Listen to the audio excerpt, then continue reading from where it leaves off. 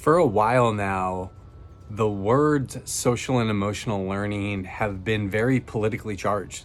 It's been associated with certain things. There's been certain narratives associated with it, and a lot of it is false. A lot of it is certain agendas and things being pushed. And one of the biggest impacts that it has had on my work and folks in the field really working on bringing social and emotional skills into the learning environment is we've had to really navigate how the work happens and how we navigate the political climate in order for it to happen and not get blocked. And a lot of that was really rooted in the language used around it.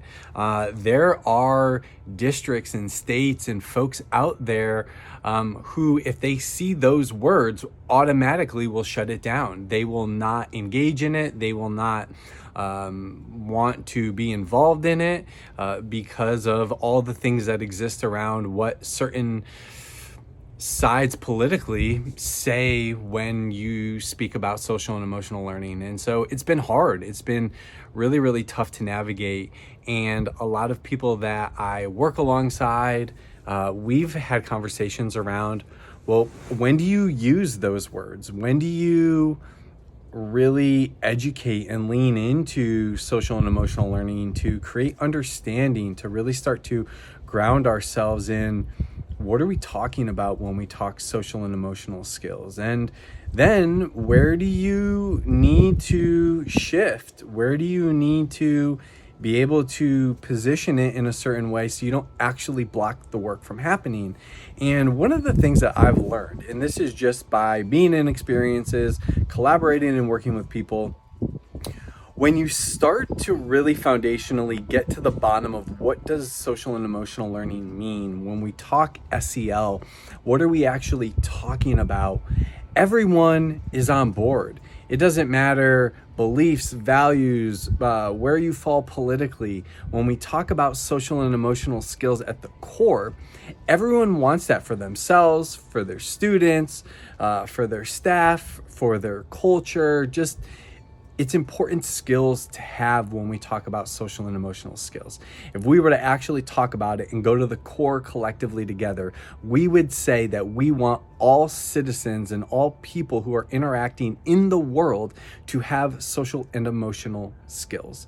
And last week or this week, there was an article that came out by Mark Brackett just talking about the real need to be able to speak into those words. And that's something that I've definitely been called to over the years. And if you've been engaging with my work, you'll see I don't often shy away from using social and emotional learning. I think that if we're shying away from it, we're ultimately not really addressing the true need for it. And because it's not a bad thing, it's not something that is bad for people. It's really foundational to how we have to function and operate and live and be productive members of society. And these are skills that we can develop. And that's something that we've learned as well, is they're not just innate or you have them or you don't. These are skills, these are muscles that can be strengthened over time. And that's, I think, such an important piece when it comes to just bringing this into schools to equip our students with that, and equip obviously our adults so that our students can get it. So it's just a reminder for me as I continue to kind of push forward and collaborate with districts and folks that continuing to lean into social and emotional learning and continue to bring light to what are we talking about when we talk about this work, and what is it and what is it not, so that we all are grounded in what it means. And I think if we can continue to talk about it instead of running from it, we can really start to just create awareness. I think a lot of it is just a lack of education, and we hear things and we just take them at face value and we go, oh, we know what it is because so-and-so said it, or a headline said it, or whatever came out. And I think when we allow ourselves to learn and explore and be curious, we start to create more understanding. And I think that collective understanding is really what starts to drive things, because social and emotional learning is the foundation of everything, whether you're in schools or you're in teams or in industries or in relationships and operating in your community. You are